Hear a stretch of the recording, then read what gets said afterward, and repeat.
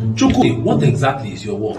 2 years, you have sold phone, you have sold car, you have sold shoes, and now you are selling furniture. What exactly is your work? Now, are you like Chukwudi that you have been selling different kind of things? I understand. I'm sure it's because you are trying to make ends meet. Country hard. That is one of the reasons why in the next 100 days, I'm going to be showing you a better way of doing this thing. How you can find purpose, how you can stay and focus on a business and build it and become a huge name. I'm going to be teaching you how to build a successful business. And even if you decide that you want to go online and you want to diversify, I'm going to be showing you exactly how to do it. And also I'm going to be fixing that mindset of yours that has been taking you pure. Join me on this 100-day journey. It's absolutely free. Titled Mind and Money. I am going to be teaching you skills that will help you transform not just your mind, but also your pocket. Click on the link below to get registered. See you there.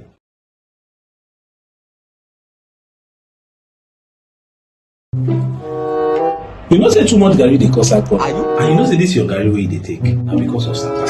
Now, let me show you how you can increase your income. Let me show you ways like stop drinking garri every single day. There are other types of food. There's rice, there's beans, there's chicken, there's so many other things. But you cannot afford those things if you rely on only one source of income, which is your salary. In the next 100 days, I'm going to be sharing with you how you can make money both from cryptocurrency, forex, and from owning a business. And that is not just all. I'll be adding a bonus on teaching you life skills, how to get out of depression, how to handle breakup, and how to live a best life. If you are interested in turning finance around, click on the link below and join me on this transformative journey. It is absolutely free. Stop drinking garri every time. Because I said it's free doesn't mean that the link is going to remain open forever. Get on board. I'll see you then. All right. Good evening, ladies and gentlemen. Welcome to day 98. Whoa, 100 days, 2 days to go, right? And today is going to be the last day for, the topic of millennial mentorship, millennial wisdom, right? So yesterday was supposed to be millennial wisdom, but our guest was not available for some reasons. So we had to do the live coaching yesterday. And today we are going to be looking at from medicine to menace, right? From medicine to menace. Now, a lot of people have learned to abuse what should have been, a source of life, and they've actually turned it to something that is actually taking lives, right? So a lot of people have died due to abuse of drugs, whether it's normal codeine, whether it's ego, whether it's... So it has moved from becoming a medicine to becoming a menace, right? So today we have my brother, Dr. Moses, who is going to be talking about understanding the dark sides of drug abuse. So within the next 20 to 30 minutes, he's going to be giving you powerful information. And I would like to crave your indulgence. I would like to admonish that you get your pen, get your paper, and make sure you are jotting some things down. Why? So you can take some things away, right? Okay, so without wasting much of our time, let's welcome our guest for tonight, Dr. Moses. Dr. Moses.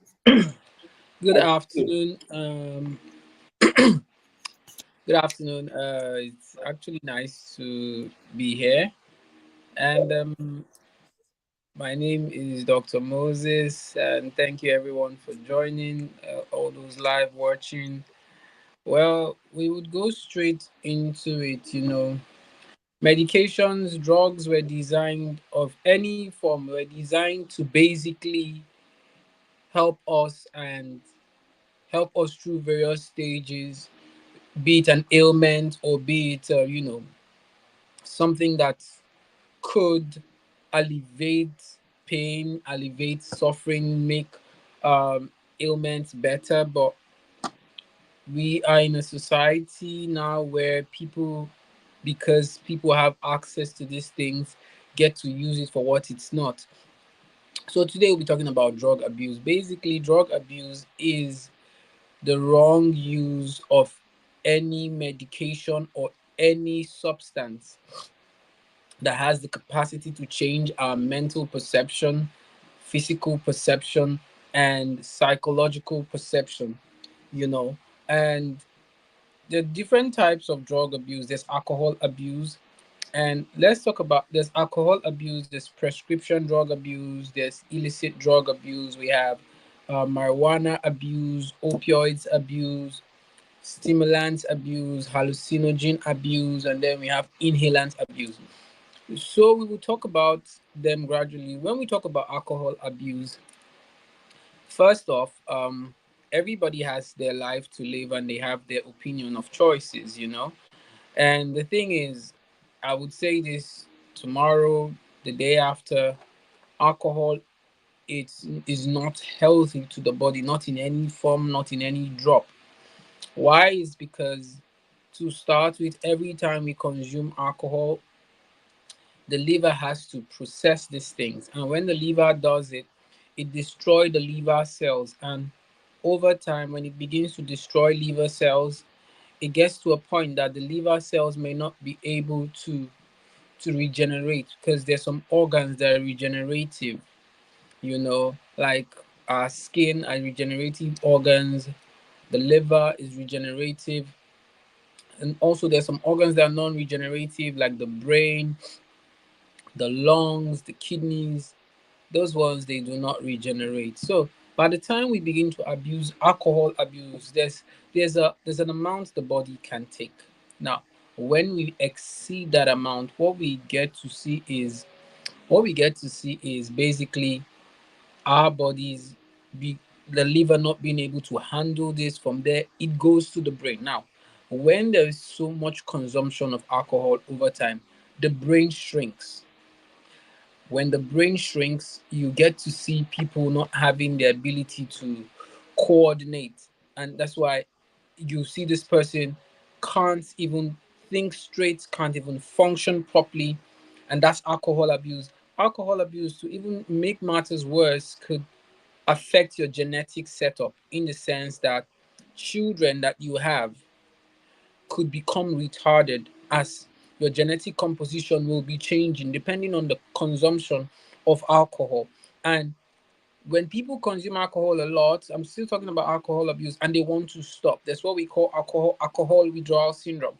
And when alcohol withdrawal syndrome occurs, 80% to 70% of the time, people end up in the hospital.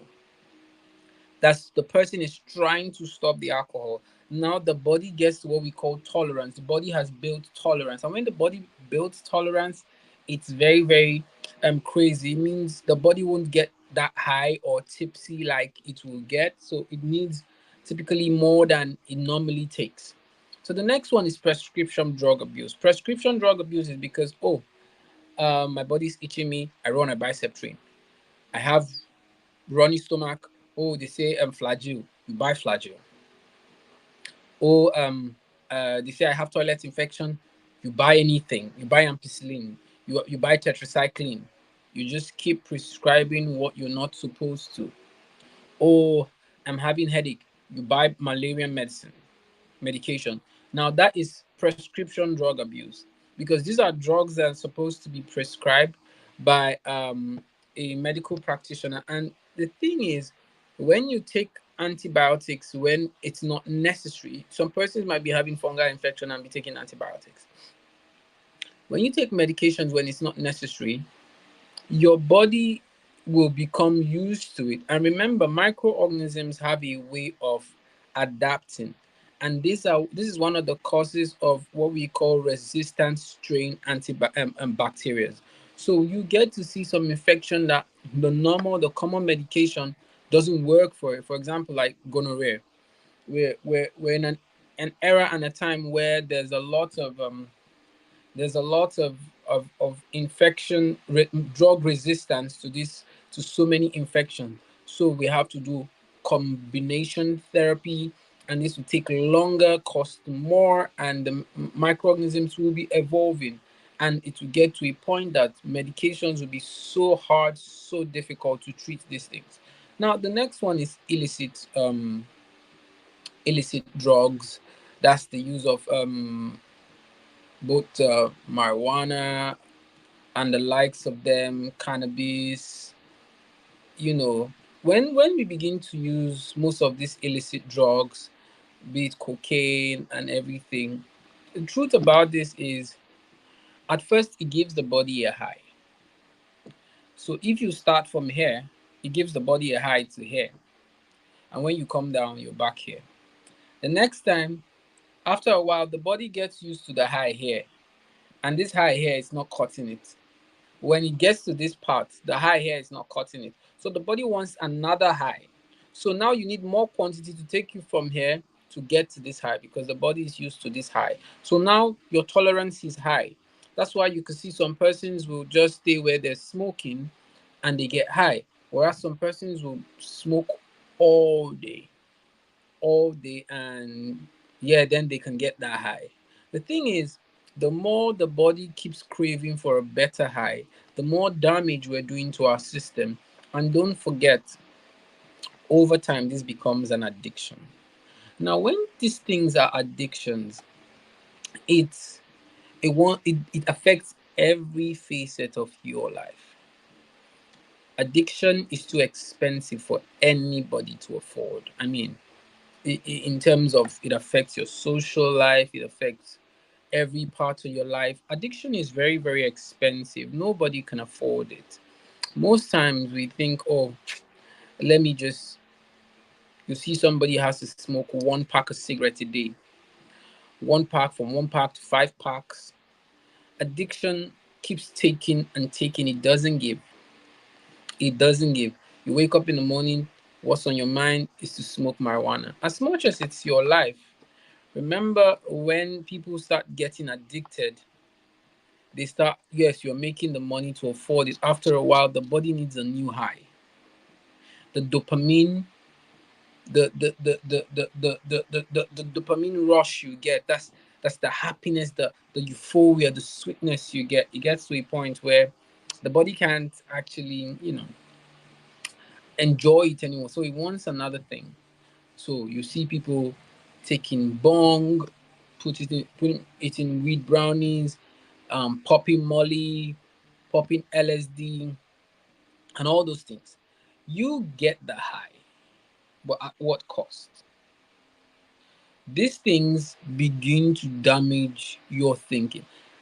Though there are uses for this, for example, marijuana, there's medical marijuana for people with pain, people with Parkinson's disease.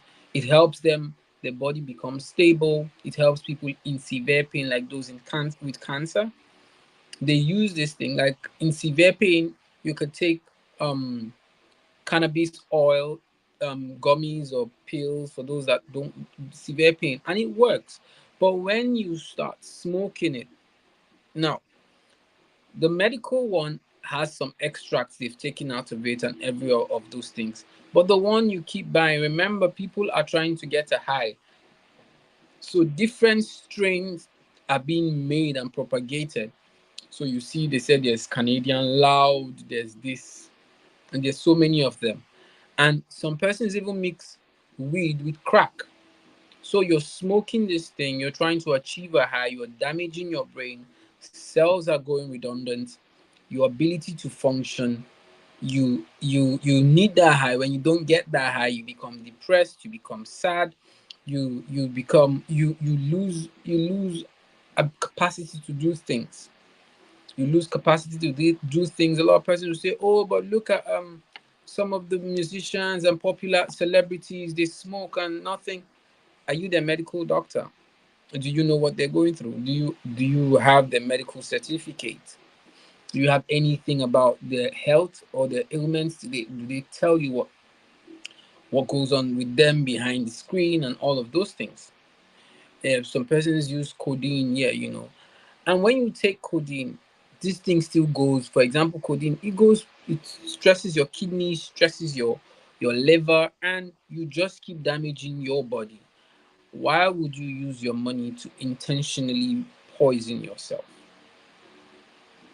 It's okay if you want to do that. It's okay if you want to throw your life away. But remember, you have loved ones. You have loved ones, and illicit drug has never gotten anybody anywhere. If you doubt me, try around you. There's always going to be a rehab center in every state, or any city you live. There's always going to be a rehab where these people have what they call withdrawal syndrome or symptoms. When some persons try to get off this thing, it's the stress of being addicted and trying to stop is so much than even the euphoria, the sweetness you get. You're happy you're popping molly, you're happy you're popping everything. I don't know if there's anybody that you get to know of a particular celebrity couple. Is it there's a celebrity couple there, something, I don't know what they call it, Blueface or one of those, the couple, they were always fighting, and this lady was always drinking, tattooed the man's face, was always drinking when she was pregnant. If you want to check right now, if you look at that baby's face, that baby is obviously, there's nothing you want to tell me, that baby shows what they call symptoms of, that baby has what they call fetal alcohol syndrome, and that occurs when a woman drinks in pregnancy, drinks crazily in pregnancy. Now, marijuana abuse to opioids abuse, people want to do cocaine, you want to do all methacodeine, codone. All those opioids were meant for pain. They were meant for pain, but you're not having pain, and then you begin to take it. And the chances when people start taking, especially opioids, the ones they have to get to shoot themselves up, get needles, syringes, you expose yourself. First off, those things are usually very, very expensive. But this is how they rope you in. They make it free. The person who will always come to give you gives you free at first. That's a tryout. You'll be getting it free, free, free. And these things, they're quick to get you addicted to. Why? They go straight to what they call the neurotransmitters. And the neurotransmitters affect your emotions. They're like releasing the chemicals that run the mood. So the neurotransmitters are stimulated by these things. And when they're stimulated, a lot of dopamine rush. You feel that fly, you feel you're on top of the world when you're not. And then you take it today. Remember, we spoke about what we call tolerance. And when tolerance is affected, what we start seeing is you need a higher high. That's where you see people will combine weed, combine opioids, combine, and that's the cocaine, and you see they will use different things. Some persons will use stimulants, something like you see somebody drinking five energy drinks together, and some person says, oh, we want to take Molly, it gives them sexual enhancement and everything. Remember, we spoke about tolerance and dependence. Now, when you keep taking this thing for performance sexually, your mental pathway and your brain will not, because all these things, they cross what they call the brain barrier. Now, so when this medication gets into your system and it crosses the brain barrier, the brain now knows that, oh, when this guy wants to do this, or when this girl wants to do this, some person says, oh, when I take maybe bullet or one of all those ones, the one with the vodka or any of all those things, oh, that's when I feel horny. So the more you keep taking that, it starts creating a pattern in your brain, and your mind automatically will not be able to enjoy the things of life if it's not stimulated. So, and not to forget that drug abuse after a while is one of the leading cause of erectile dysfunction in men. After a while, your sexual capacities will drop, especially in terms of alcohol, and you see people drinking all the cleansers, all the bitters, because they want to outperform heaven. And we are in an era where there are lots of men with one very low sperm count and erectile dysfunction. It's a lot. Young boys are getting erectile dysfunction, and it's becoming alarming. The level of erectile dysfunction, because so some of them have to look for the next thing to keep themselves up and going, and this is really crazy. Now there's the other one is the hallucinogen, the LSD, the mushrooms, the acids. The people want to have what they call acid trip. Some people, there's the micro dose, there's the macro dose, and depending on the dose, it depends on how your there's what they call trips. When they say trips, it's usually caused by hallucinogens, and when people take majority of these drugs, some of these drugs or majority of them, depending on the quantity they take, it depends on the euphorias they're going to get. And one of the things that could happen is, for example, for hallucinogen stimulants, you could begin to see things that are not there. You could see a red dot on your skin and think your hand has been cut off. Your mind may start playing things wrongly. You get into what we call paranoia. You think people want to kill you, and sometimes you think you could fly, and then that's where we hear people who take LSD or mushrooms or whatever they take. You hear them jumping off the roof, jumping off a building, and then they die. So there are different doses, and some persons say they use it for out of the body experience. Most of these things could kill. As much as some persons say, oh, they microdose to get a feel, to get an experience. Anything that would make you not to be in control of your environment is too risky. It's too risky to give yourself up to.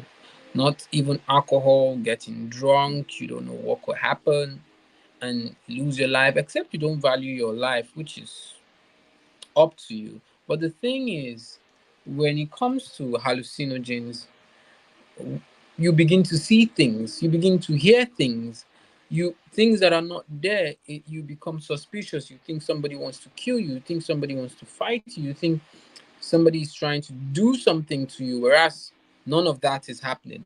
Now we have the inhalants. People are going over and beyond. You know, I was going through an article a while back in Sierra Leone, where people are going for even sulfuric acid from cops in graveyards. People are breaking into graves to crush bones and smoke it. That's what addiction will do to you. That's what drug abuse will do to you. It will keep taking and taking and taking. If all the money you spend in buying beer or smoking, if you can open a piggy bank and every time you put a money there, you see that you're going to gain a lot of things as compared to not having it. So it's something that one needs to look at. The inhalants, there was a time where people were always inhaling rubber solution. You hear some persons going to you hear about people going to septic tank, what we call the sock away pits, and they'll be inhaling the methane coming from the broken down feces, all in the name of getting a high. After a while, the brain gets damaged because these things cross the brain barrier, and when it does, all the neurotransmitters starts firing wrongly, improperly, and we keep getting damaged. So if you working on a psychiatric ward for a while, you know, you get to see what drugs do to people, but alcohol. If you look around you, there must be someone who always who drinks alcohol. After 4 or 5 years, who consumes it a lot, try and have a reasonable conversation with them. They they they, they talk like they're quarter to zombies that are being petrified, and you're talking A, they're talking B, you know. And when they want to stop, sometimes alcohol withdrawal syndrome, you could see people start shivering, start shaking. Sometimes people could even die from alcohol withdrawal syndrome, or even heavy consumption. I had a patient, this boy was sometime last year, this boy was 22, 24, and every time he drinks alcohol, he vomits. Heavy drinking, he vomits, and he comes to the what you call it, to the hospital. We help him out. You see, heavy drinking of alcohol can cause what we call Mallory West here.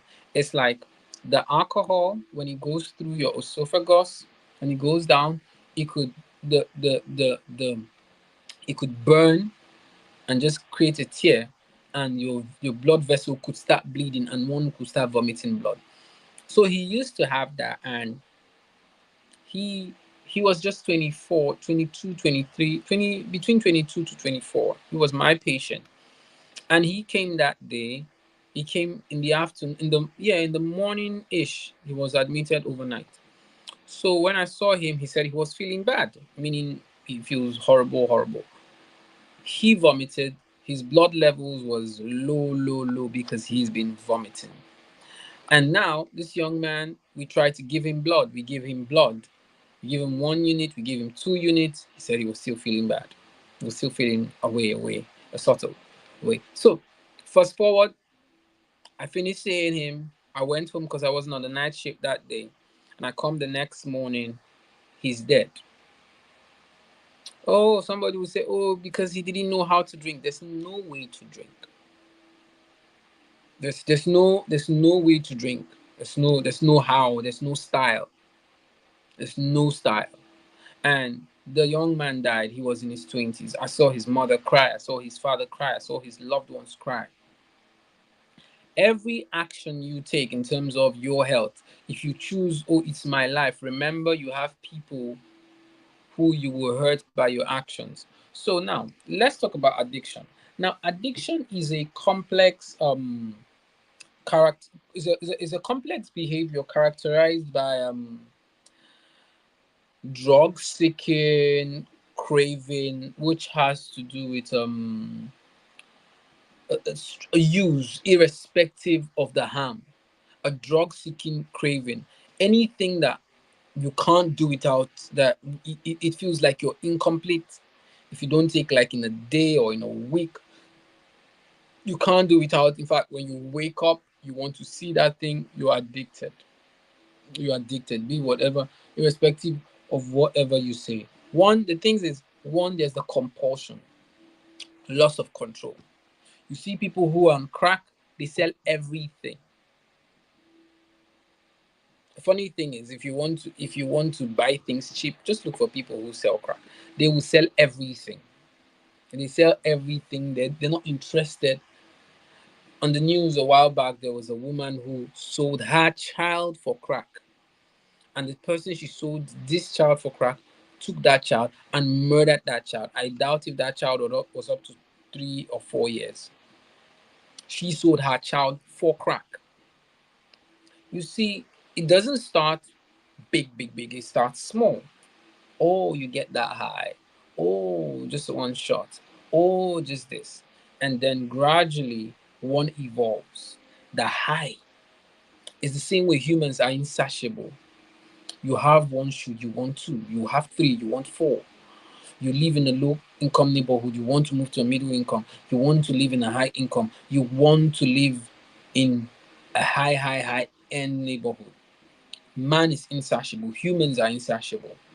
So this person begins to sell their stuff. They begin to avoid people because they know people are going to tell them, hey, stop this. And not most times when people are addicted, their brains don't want you to tell them the truth. But you say, okay, we've spoken about drug abuse, this. How do you know someone is addicted? If they, like I said, if they can't do without these things. If you tell them, hey, can you do without this for a day? No. Can we do without this for a week? There are different levels to being addicted. You know that this person is heavily addicted. So, how does one get help from addiction?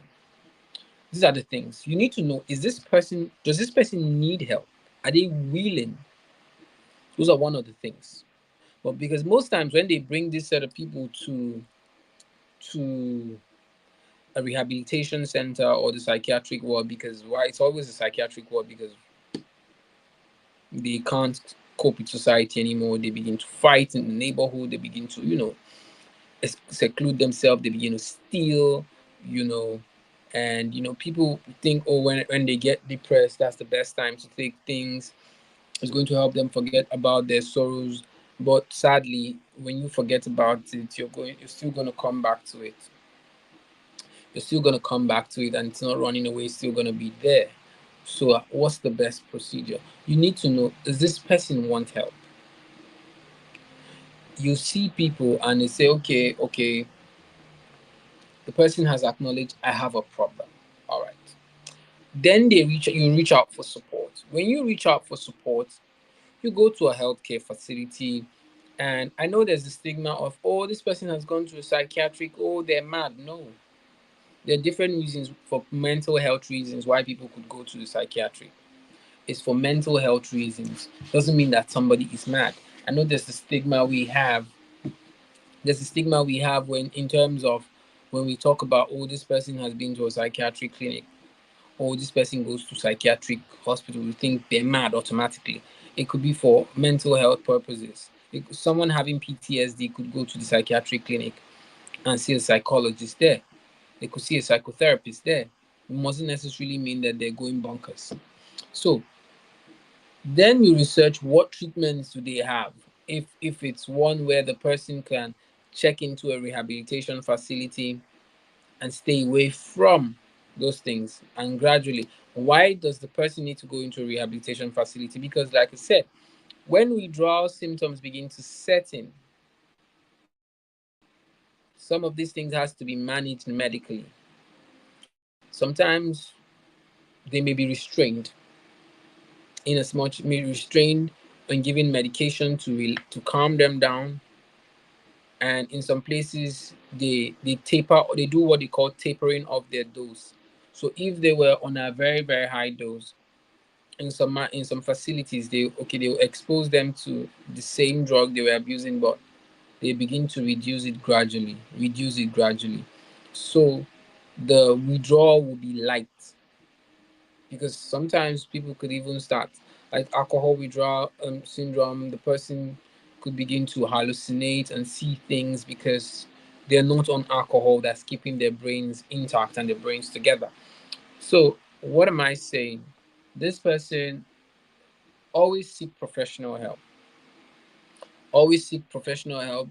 It's not about going to, as much as we people are religious, it's good, God gave us wisdom so that we can maximize and our lives and have a better outcome of lives. You can't pray food into your stomach.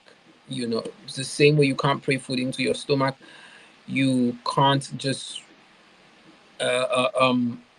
wake up one day and say you want to just throw away something.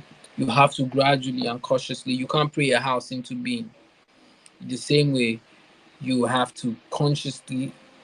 When the person say they're addicted, you gradually. It's not about taking them to religious places and tying them up. That won't solve anything. And in terms of loved ones, should you have any loved one that's going through this, sometimes we may have to take them because at some points it's affected their brains, take them to a rehab where they're restrained in such places, and gradually they get the help they need.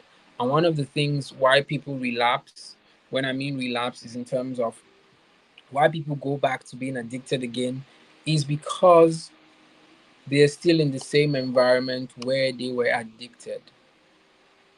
So in getting help, ensure there's a lot of support for people like that. Ensure you let your family and friends, or ensure you are with a supportive crowd. Let me use that word, a supportive crowd.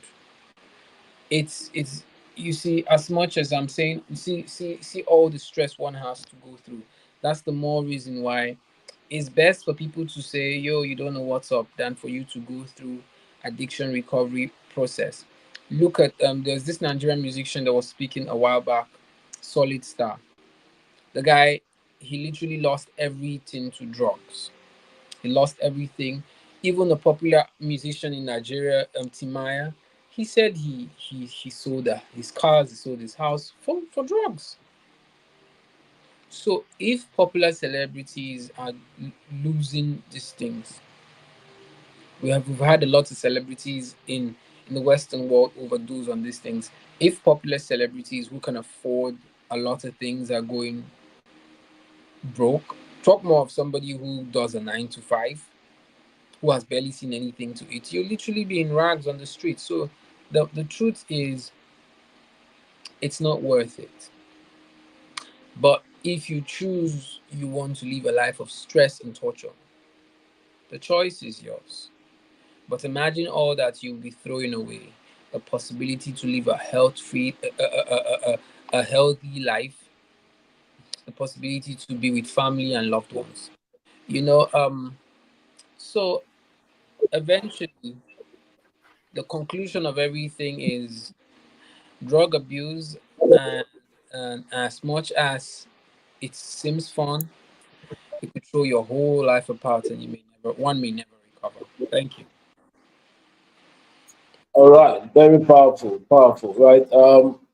I believe everybody, it's quite clear. You've broken down the whole idea of drug abuse, prescription drug abuse, alcohol abuse, and opium abuse, and all the abuses that are there. The major thing is, while you are thinking, yes, now my life, remember, your life does not revolve only around you, right? And I've seen a lot of people, as a matter of fact, now people now happily sell the go on WhatsApp status. There's nothing we've actually not seen in this side of the world. But however, that is being done by everybody doesn't mean it's healthy for you, right? So the major thing is the things that should be a medicine could become a source of prayer points. It could become a menace, right? It's not worth it. You could actually throw your life away. All right. So if you are in the habit, seek help, seek help, seek help, right? It's okay to talk to somebody, talk to a professional, visit a psychiatric hospital, whatever it is, but make sure whatever you do that you don't remain where you are.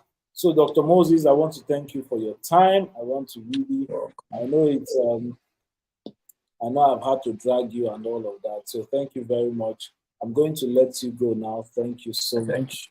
you. Yeah. Yes. Yeah. Bye. Enjoy. Yeah.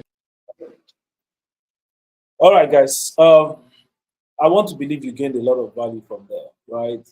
I'm not a medical personnel, but one thing I can tell you is my go, I make Akim go gaga, right? So if you continue that thing, you are going to see most times a lot of people say, I know who they smoke, I know who they drink, they never mad. Just wait. Just wait until your own go mad, right? Please don't wait until you become a psychiatric case or until it becomes a case where we have to tie you chain, tie you rope, and all of that. Whatever you do, please stay away from drugs.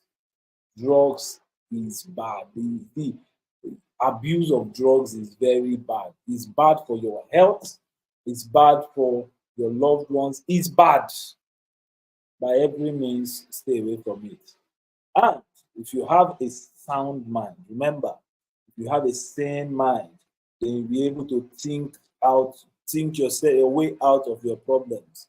Right? All this one that you go and take high so you forget your problem. When your high finish, your problem will still remain there. Right? So I want to thank you guys for making it a day with us. Tomorrow is day 99. And in 2 days, we will be done with 100 days live stream. Wow, it's been an amazing time, right? So tomorrow we are going to have a chat. Tomorrow is just going to be, a chit chat. But trust me, you're going to gain so much value. So please, if you gained any value, if you know this video will be useful to a friend, if you know someone that is actually struggling with drugs, right, please share it with them and all of that. And if you have any young one, that before they start thinking about drugs, let them watch this video so they will understand that there is so much damage that this could actually do to you. All right, so until I come your way again tomorrow, I want to say thank you very much. Do have a wonderful night, and I'll see you tomorrow. God bless.